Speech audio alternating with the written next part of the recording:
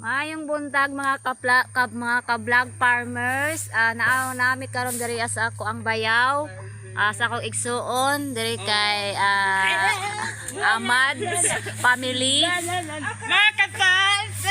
Okay, pagmataan ni mga ka-farming vlog no, o akong bana no si Kenneth Dumalag no. Tapos mao ni ilahang payag karon nagbisita mi diri mga ka-farming. Oh, dara nami karon diri mga ka-farming, tapos na diri ilang kusina mga ka-farming. Pito ka din. Mao na akong igsuon mga ka-farming. Mao na iyahang kuan kusina. Sa mga maluoy in town, sa mga nakarelate ani, palihog ko like and share and comment sa amo ang sitwasyon diri. Ang sitwasyon sa balay sa ako ang igsuon mga ka-farming vlog. Mao ni